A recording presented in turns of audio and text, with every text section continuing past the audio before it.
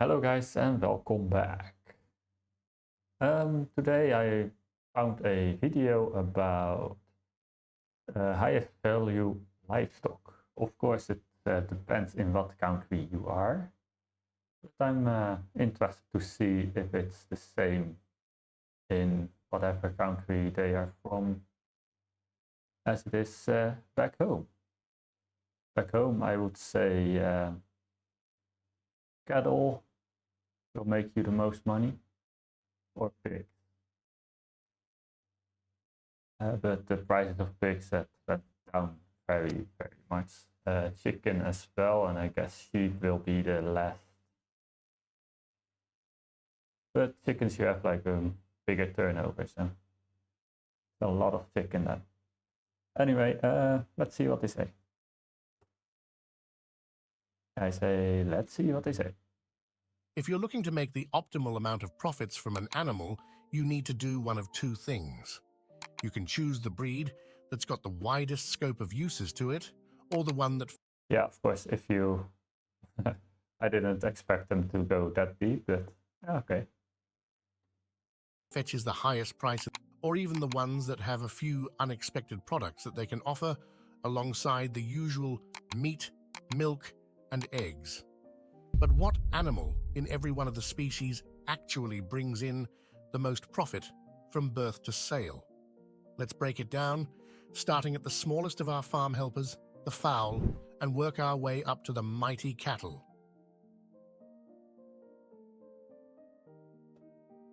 Fowls. Why do they have that irritating background music? There's a big chance I get copyright stuff again. I don't understand that kind of stuff. Species can range from chickens to turkeys to quail. The wildfowl aren't as plentiful in species variation that can be farmed, so let's focus on those first. The jumbo Coturnix quail are by far the best layers, and they produce the biggest carcass of the small birds. It's not uncommon to get a large male that slaughters out at 2 pounds if they're grown out completely. What the hell? Did it just throw those birds? They are by far the best layers, and they produce the biggest carcass of the small birds. It's not uncommon to get a large male that slaughters out at 2 pounds if they're grown out completely. And hens can lay an egg each day in peak season. Even in winter when they aren't as efficient, you can still get 1 egg every 2 days from a hen. The only special consideration to take with quail is that they need to be incubated to hatch, but that's true of all quail. Coturnixes are cheaper, less prone to disease, and more productive than all of the other species. Our pick for the most productive turkey is the Beltsville small white turkeys. They aren't the largest of all the turkeys, but they still slaughter at a respectable 9 pounds. It's their egg production that pushes them over the finish line. You can expect 180 eggs a year from a hen, and they are perfectly capable of hatching their own chicks, and don't have the high chick mortality rates that other turkeys do. Adding in their relative hardiness and capability of feeding themselves, if they're given the room to do so, they are the most cost-efficient to raise and therefore the most profitable. Okay. Ducks come in all shapes and sizes. Some are high maintenance and some are perfectly efficient at taking care of themselves. Now, ducks have never been known as the most proficient egg layers, though there are some breeds that were bred for that purpose in mind. And of all the fowl, outside of chickens, their meat and eggs are by far the most sellable. Khaki Campbells lay the most eggs a year, with an egg every 36 to 48 hours per hen. Yes, they are perfectly suitable for their meat More too, than I thought. but we would put our money on the Indian runner ducks instead. Drakes can weigh in at 5 to 6 pounds apiece, so they are a little smaller and they lay a good 300 eggs a year. What makes them so much more attractive is the lack of care required for them. They enjoy water, but they don't absolutely need a pond. If left to range freely, they will only need supplemental food from you because they'll forage for the rest themselves. They'll hatch and care for their young all on their own, and they can withstand a wider scope of weather conditions than the other species that prefer things on the cooler side. Indian runners have the additional benefit of being fabulous little pest control officers. They don't damage greenery, instead seeking out the slugs and bugs that they prefer. Running them through greenhouses, vineyards, or any field for that matter will give them all the protein they need.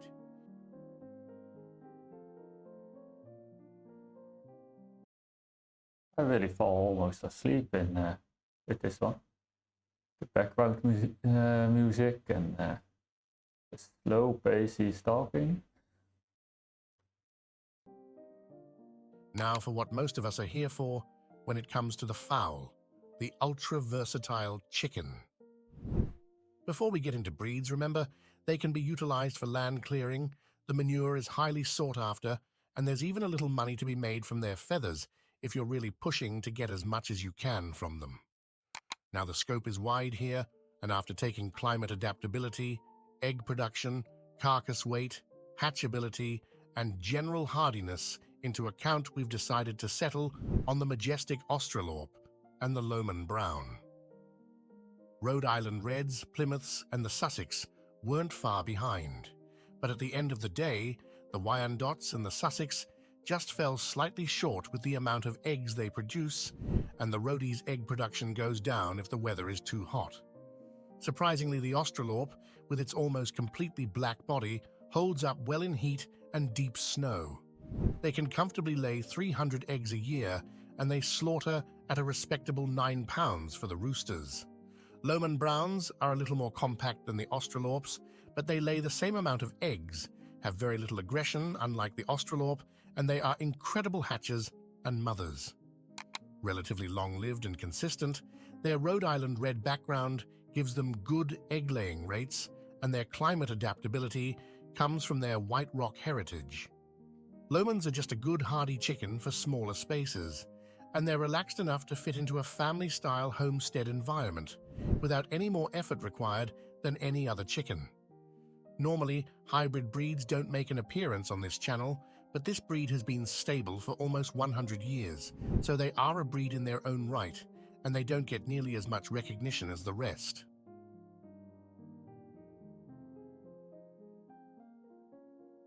Rabbits. Before we get into the hooved varieties of livestock, we need to look at the rabbits. The Flemish Giant will give you the biggest weight, at anywhere between 12 and 20 pounds, and predictably their sheer size and good fur makes them the most popular breed in the United States. But we like to lean more toward the chinchillas. They're a good meat rabbit, clocking in at around 7 pounds when they're grown out fully. But it's their fur and ease of care that gives them a slight edge. The fur's unique coloring makes them highly valued in the fashion industry, but honestly, the pelt is so practical and warm that it's understandably more sought after for its warmth, and the beauty is just an extra cherry on the cake. They grow out faster than the Flemish, and their size-to-feed ratio in comparison to their growth makes them much more economical to keep in the long term. And we honestly would like to give this rare breed a little push. I actually never seen a farm. I know somebody who had a farm and had rabbits, but I don't really see that much, or you don't really hear about it. There's no reason that this high-value animal should be in such dangerously low numbers, especially given their ease of care and high-quality meat and fur.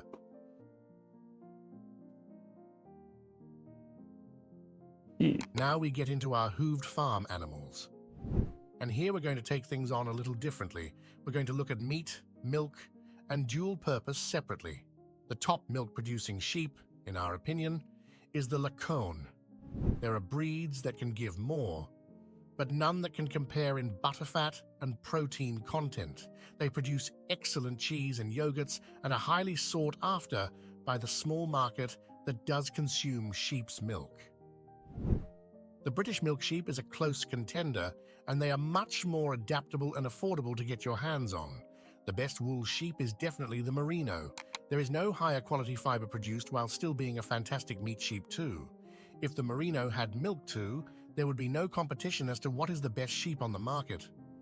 For meat alone, it's a three-way tie between the Suffolk, which does well in cooler temperatures, and the Dorper and the Dorsets, who do well in high heat and sparse grazing, and East Frisian sheep do it all.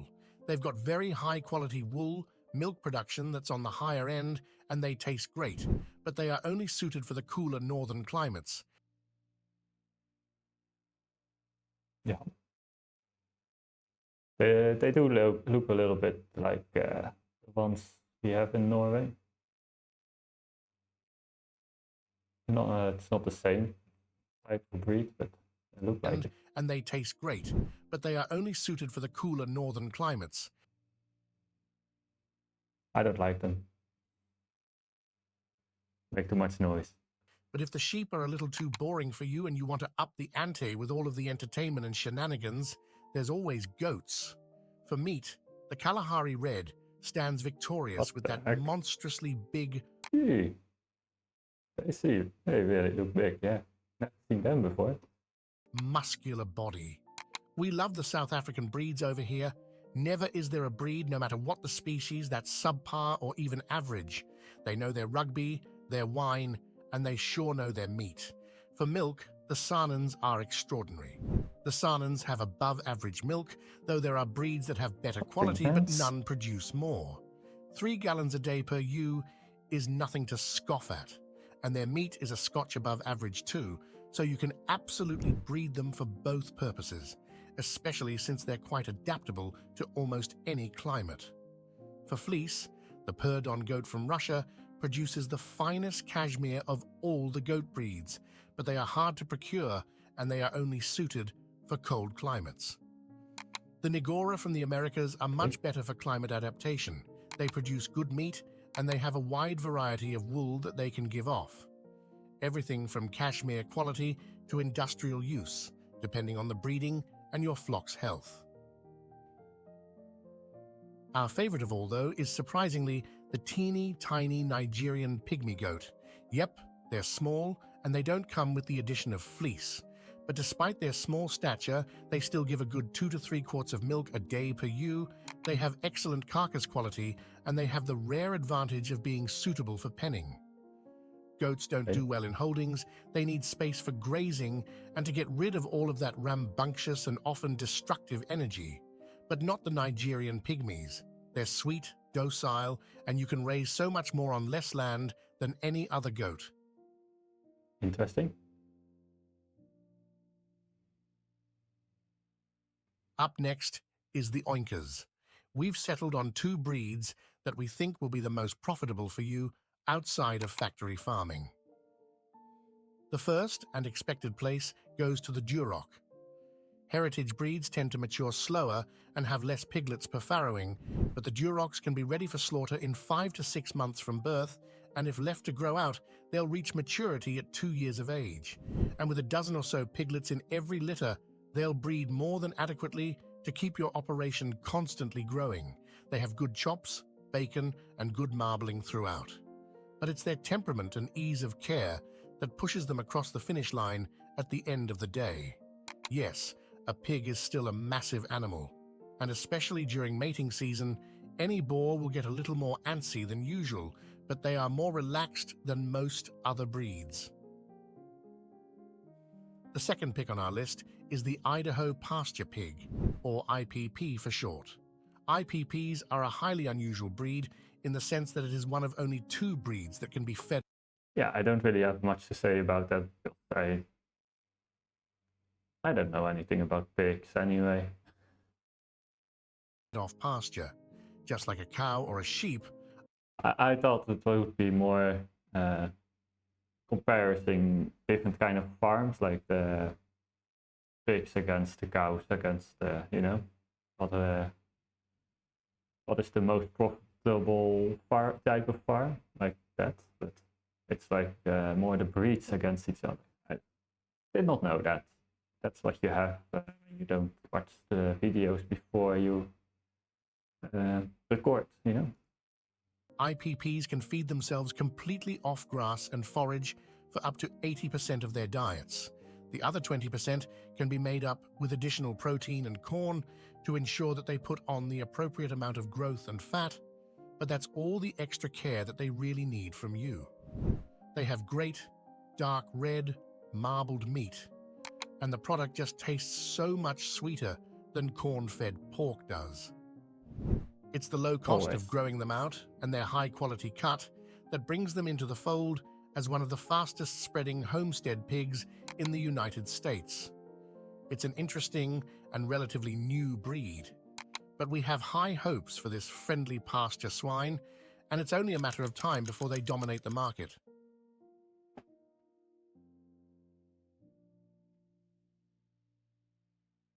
Angus cattle are probably the most prominent cattle breed in the US, and with good reason.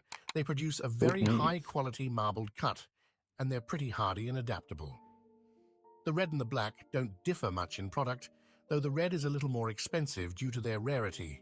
Wagyu beef gets a better price at market value, but they are expensive to get and require more care than the other cattle to ensure that they have that very specific flavor profile. So the cost of care brings the profits down somewhat. For our top milkers, our favorite is the Jersey cow. The Holsteins give a little more than Jerseys, but Jerseys have better protein and butter fat, meaning that it sells for more. Jerseys are also so trusting and docile that they are quite a charming subject to work with for their handlers. You can expect 6 gallons a day in peak season. For the dual-purpose choices, we have the Highland cows for their good, yet lean carcass and I would not have expected that for dual purpose. I love this breed, that's my favorite, but still, I would never put that on the dual-purpose milking list. But, highly sought-after shaggy coat. There are few breeds that are affordable enough to breed, hardy enough to keep, and that can produce a hide that good. Highlands can produce about 2 gallons of milk a day, and even though that's not quite the amount, see, that's why I wouldn't put them on the dual purpose list. But amount for big sales, it is enough for a side hustle in the household, especially since their milk has the highest butterfat content of all the cattle breeds. And then there's the Dexters if you need something a little more compact. Dexters give good. That one I would have set on number 1 actually. But yeah. Quality milk, they have excellent meat, and their leather can be added to their value. But it's the ease of care that gives Dexters their edge. If they've got room, they'll feed themselves. And even if they don't have free range, Dexters are so chilled out that they can be fenced in if your land can't spare to give up too much room for them. They're great at rotational grazing and clearing up acreages in between crop planting. Seriously, Dexters were made to be the homesteader's helper and producer. And that, friends, completes our list of top value livestock in every category. Some of the rarer farm animals were given a skip for this round. Alpacas, yaks, and buffalo are all very much farmable, but with so few varieties and breeds to compare to, it's mostly going to depend on what you can get your hands on. Do you agree with our top picks, or have you got other opinions on any of them? Please let us know in the comments below. We'd love to get your feedback. There's no... They didn't really go through the... They did a few of the goats and the sheep, and but just 2 for cows. Like, it's no comparison. But what I thought, I was thinking it was it would compare all the animals against each other, like how much, what's the best animal to start a farm with or something, you know? But unfortunately, it didn't. But I guess thank you for watching. It was not really the video I thought it would be, but if you liked it, please like and or subscribe so I know I need to keep going. I will be going home soon. It will be a long drive, but still a few weeks. And I will do some videos on the road. So it will be a little bit different, maybe a little bit less boring background than here in the hotel, but yeah, we will see. And let me know what kind of videos you want me to react on. Hello, is that? Okay. Battery low. But thank you for watching, and I see you guys later. Bye now.